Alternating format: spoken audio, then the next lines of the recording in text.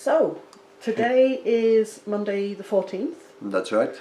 So, where are we now? We got the call Monday the 7th to say, Michael's hurt, you're on. You're on. Yeah, and then you're on this Friday, which is 4 days. 4 days. So we're about midpoint in this kind of crazy ride. So Yeah. how are you? A bit overwhelmed.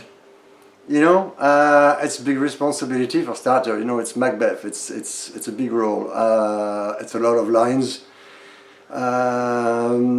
So yeah, I mean, I've been reading it casually, you know, all along. But there, all of a sudden, I had to really, you know, put my mind to it and learn every single line. So that took some time.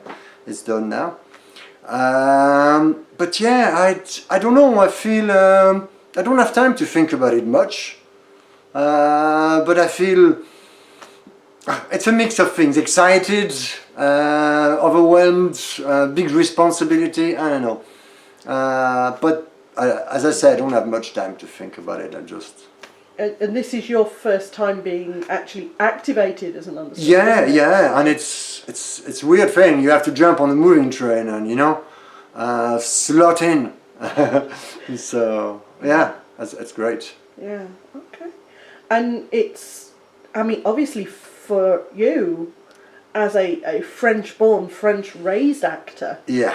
Your literature tradition is totally different. That's right. You have not been battered over the head to death with, you know, Macbeth. With Shakespeare. Macbeth specifically was one of the plays that we did to death in school. Right, yeah. So, you know, I know what it's like from an English perspective, trying to re-engage with Shakespeare as an adult. Yeah. You've got no real anchor or grounding in this. I have a small one.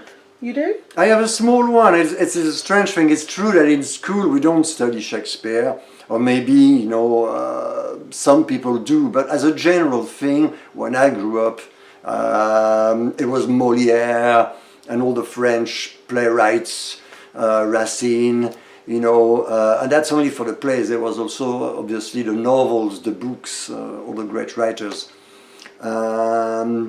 But yeah, otherwise we didn't really study any of that.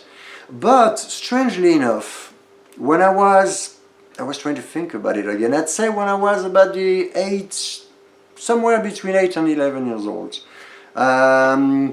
When I grew up, we only had 3 TV channels in France at the time, and the TV3, the equivalent of the 3rd channel, was the cultural channel. On Sundays, they were, you know, they were showing Shakespeare plays, filmed Shakespeare plays, in English, subtitled in French.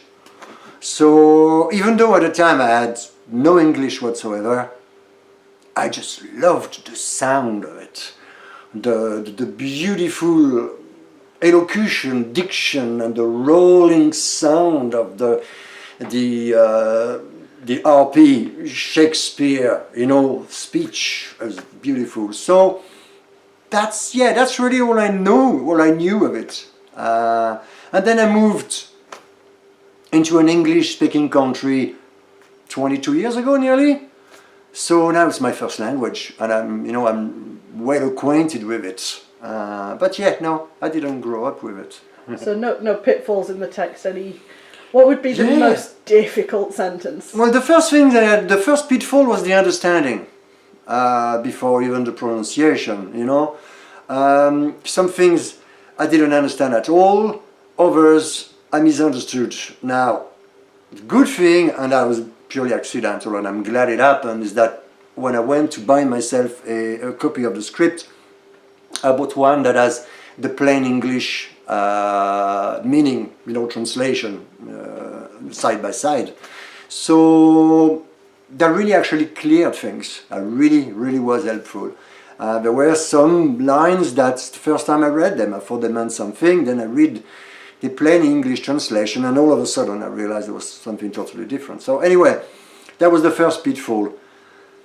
The second pitfall is the pronunciation. Is a language I was not familiar with, I didn't grow up with.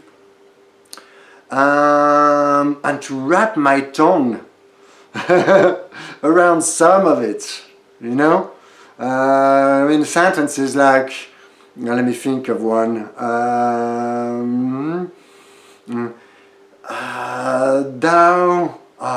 Thou hast no speculation in those eyes which thou dost glare with. Wow. Now, it's the which thou dost, you know. I still have to think, or not to think of it, but I have to, oh, it's coming, be ready for it, you know, and I have to be prepared in a way. I'm sure with, you know, more and more use it will come easier. But I think that a native English speaker would have just, you know, okay, it's old English, but nonetheless, it would just flow, you know, they'd have no problem running through Shakespeare's speech. And so I have to be careful of my diction. I also means of my hydration. I can sense it. I'm going to be speaking a lot and must make sure I won't end up with a dry mouth. All these things. So yeah. But you're enjoying the process. Oh God, I love it. Oh, I love every minute of it. It's. So how, for instance, I know you've done some work with Henry V before. Yeah. In a kind of a playful context. That was experimental. Towards your show reel. Yes, that was experimental because I was playing in a workshop and I thought, right, you know, I'd love to try a Shakespeare monologue. But, you know, I thought, okay, what is out there that a French accent would suit? And of course, I thought straight away of the French king in Henry V. Now, he doesn't have any big monologue, so I kind of cheated a bit. I took a scene where we had 2 paragraphs and I cut the bits in between and made it into a monologue. And then but I went experimental with it because the good thing is that it's based on a historical king. And what the play doesn't tell us, what Shakespeare does not tell us, is that he has some serious psychotic episodes from the age of 22 onwards. And actually after that, for the last 40 years of his reign, it was actually the Queen who was ruling the country. So technically at the time of the play and of Henry V, it's the Queen that was really calling the shots. But anyway, so I played with it and I just did an experimental, you know, tryouts with the king bursting into the council chamber where the Queen and the others are preparing. It's that scene where they're all discussing, you know, before they leave, when they learn that the English has arrived. But he bursts into this room and see all the map with all the, you know, the war map, the war room, and thinks it's a game, and so he delivers the exact same words but with a totally different emphasis. So anyway, I was playing around and it was great. As great Shakespeare gives you such wonderful material. So, and this is, it's a little bit of a theme through your work the last year, 18 months. You've played with Henry V. Yeah. And then your last role, you were playing a soldier with what we would consider PTSD. And then again, you have a man who is declining effectively into a mentally disturbed state. Well, yeah. How do you cope with that as someone who hasn't necessarily experienced a lot of mental That's no problem. illness? That's the essence of drama. It's the man in a mess, you know. Actually, it's part of the joy. I really, really enjoy. Pardon me. I really, really enjoy sitting down and peeling the layers of a personality, you know, and learning what makes the character tick. You get very close to it, you know the person intimately, you know. It's great, and it's absolutely fascinating to discover all the layers. And then for anyone who knows you as a guy, you're a big softie. Okay. A lot of people hold you as the kind of the very kind, caring, touchy-feely guy. All right, yeah. So, is that so far removed as to make it difficult? No. Or, you know, could you be mates with Macbeth? Do you think there's anything in him that is, you know, why would we like this guy?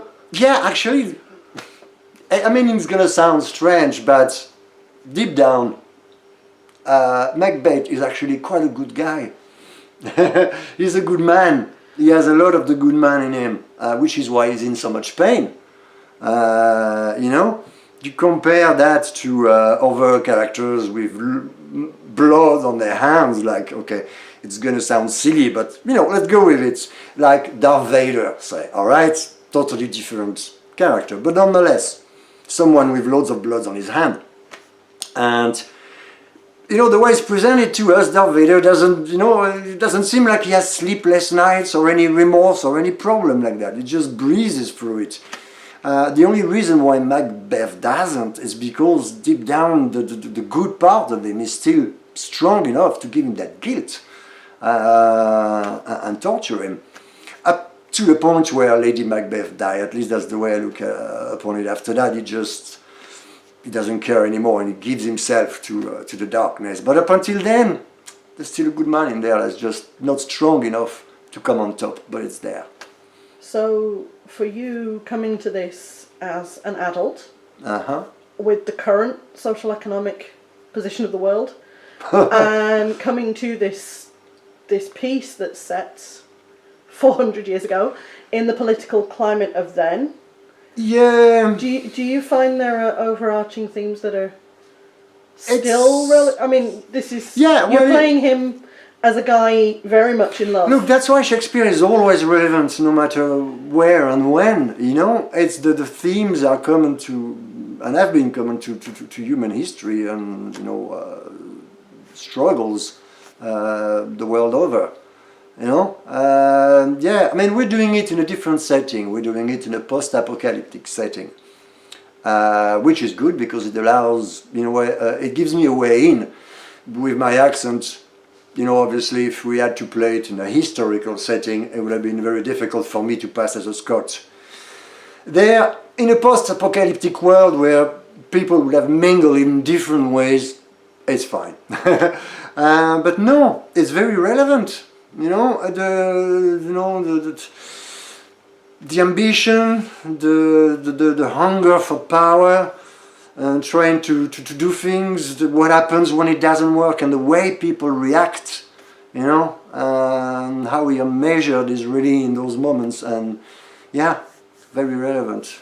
So, and then if people want to catch the play, it's Brixham. It's Brixham. This Friday and Saturday. That's right. That's the 18th, 19th. Right, yeah, I think it's Friday 7:30, then Saturday there's a matinee. Is it the evening. 2:30, yeah. I think, and 7:30 So, again. and £8 standard ticket and £6 concessions. Yeah. And I believe we have 4 wheelchair accessible seats for each performance at Brixham. Mm-hmm. And then it's in Torquay. Torquay is the 1st and 2nd.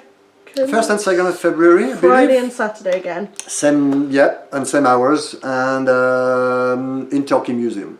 Torquay Museum. So, and then we will put the link down below for tickets. Yeah. And, right, well, thanks, and I'm going to carry on.